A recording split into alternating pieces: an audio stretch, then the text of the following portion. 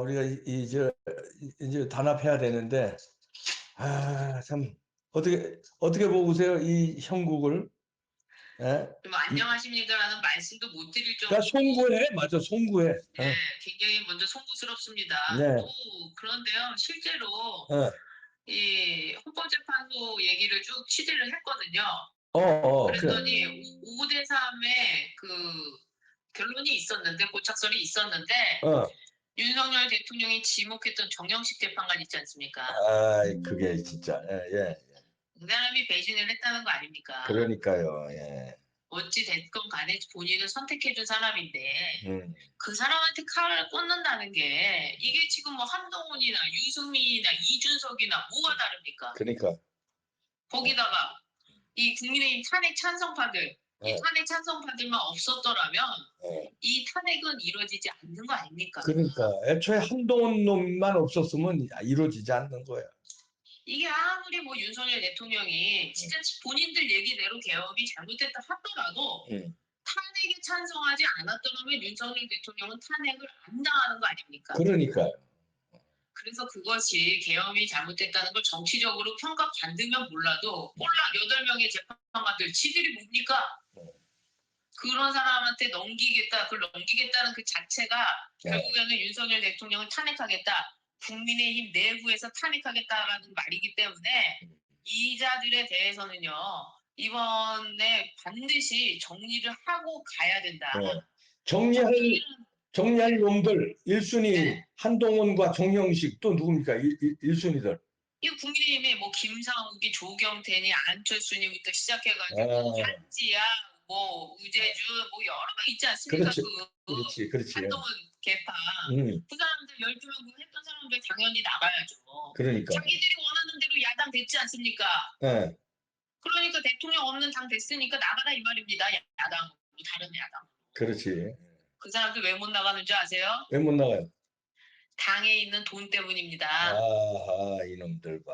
당 장악해서 돈 그것도 먹고 당도 먹고 하겠다는 거 아닙니까? 솔직히 말하면요. 지금 대선판 돌아가는 거 보시죠. 권성동, 권영세 거기다가 황우여 비대위원장이요? 황우여 뭐 선대위원장이요? 이게 지금 선거를 치르겠다는 겁니까? 말겠다는 겁니까? 그러니까. 한동훈에 밥상 차려주겠다는 거 아닙니까? 그러니까. 그래서 이 사람들까지도 싹 다 정리를 해야 된다 이번 판에. 네. 근데 경선에 들어와서 정리를 해야 된다 이렇게 생각을 하고요. 네. 그리고 이 대선을 쭉 돌아봤을 때 정말 그들의 책임을 물어야 된다고 생각을 하고. 네. 근데 이 사람들이 또 뭘 잘못하고 있느냐? 지금 한남도 관저에 밤을 새고 그 눈이 오거나 비가 오거나 했을 때도 밤을 새고 또 이 헌법재판소 앞에서 가서 단식도 하고 또 젊은 친구들이 가서 분신하신 분도 계시잖아요. 그러니까요. 분신하신 분도 계시고 공수처 앞에서 분신하신 분도 계시고 엄청 많았잖아요. 예. 지금 이런 분들과 손절하겠다는 거 아닙니까? 네.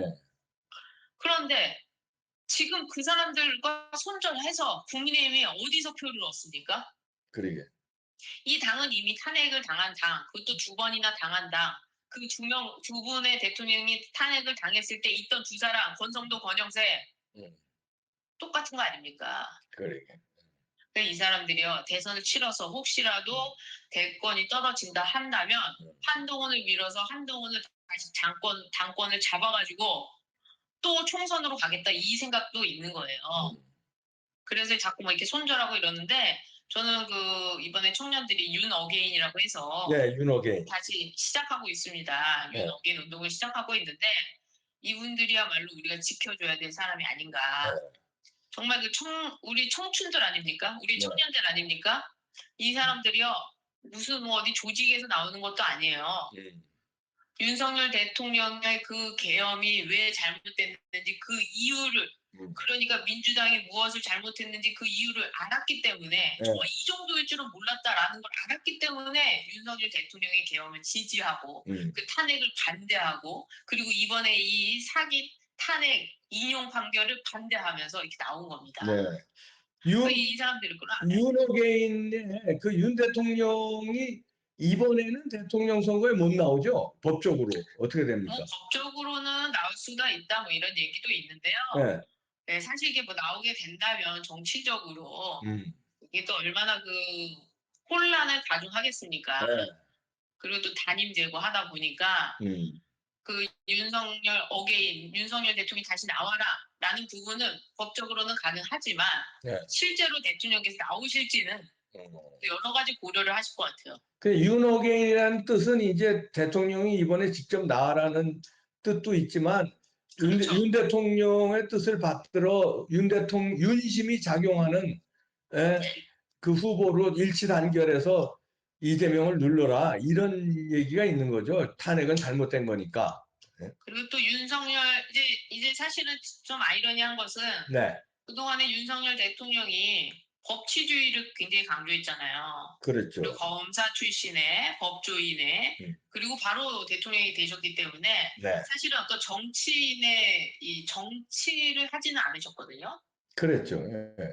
그러나 지금은 이 나라 그 누구보다도 가장 유명하고 가장 상징적인 정치인이 돼버렸습니다. 그랬죠. 예.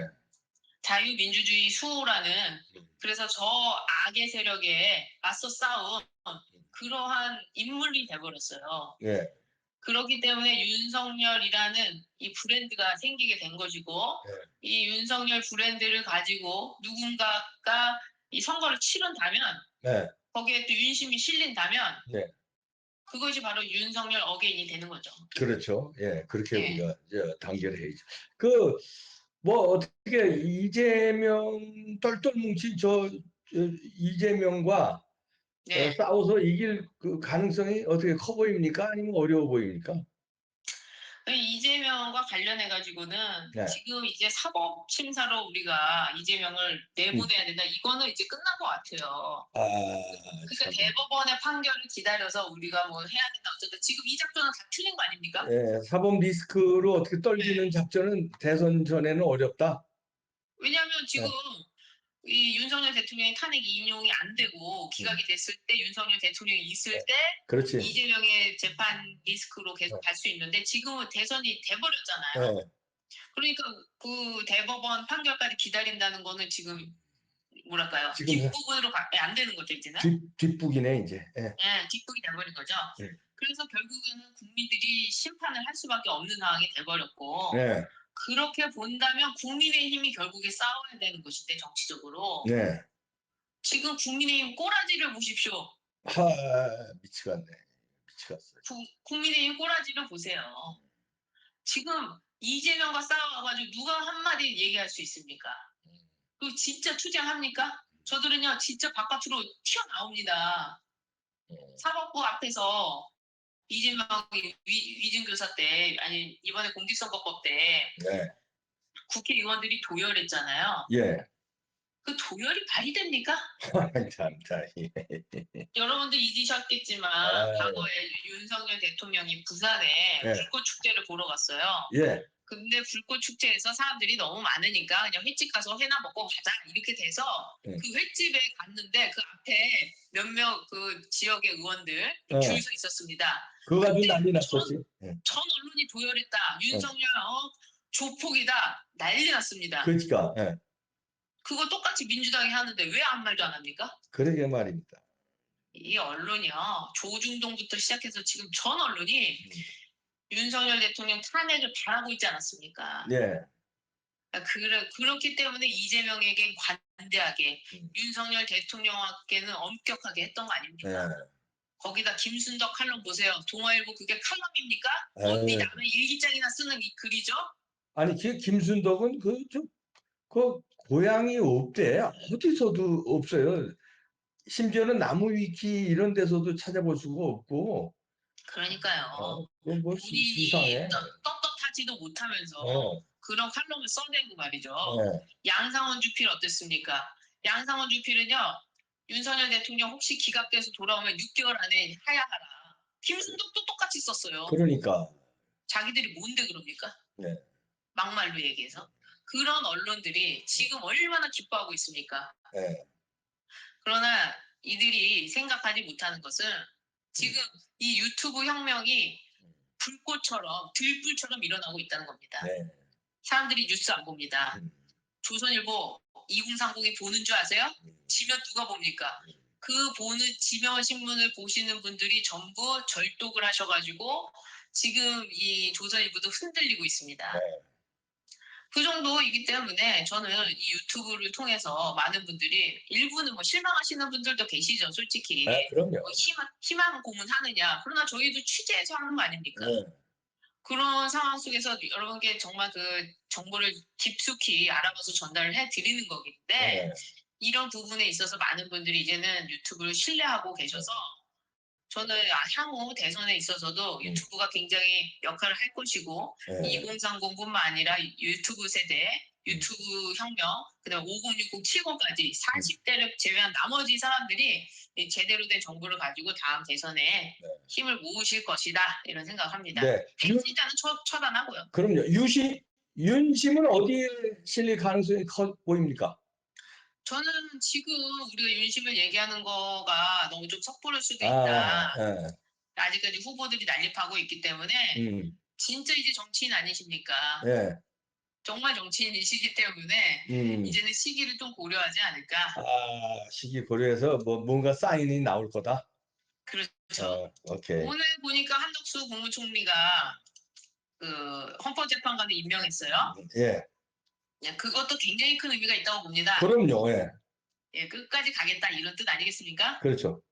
예, 그래서 뭐 그 부분은 또 제가 다음 시간에 설명해 드리도록 하겠습니다. 네, 고맙습니다. 감사합니다. 네, 배승희 변호사였습니다. 네. 배승희 변호사가 잘 분석을 해줬는데요. 이 참 우리가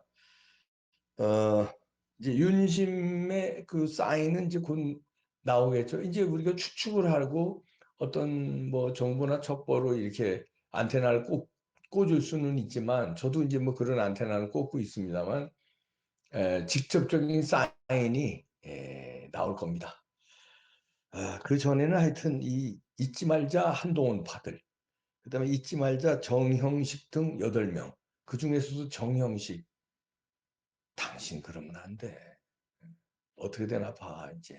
인생 마지막까지 61년생이더만 앞에 살 길 많어. 국민들한테 어떤 질타를 받고 어떻게 살지 한번 기다려 보시고, 한동훈이 이놈이 돈 때문에 못 나간대잖아요. 한동훈 파들이 국힘당에 있는 재산 버리고. 배승희 변호사 아주 제대로 지적해 줬네요. 이재명의 사법 리스크는 물 건너 갔다는 건데, 대선 전에는 이제 이재명을 무너뜨리는 거는 부정선거를 어떻게 막느냐 이거 하나입니다. 부정선거 못 막으면 이게 딱 그냥 포기하세요. 부정선거 막으면은 가능성이 있고 부정선거 못 막으면 아예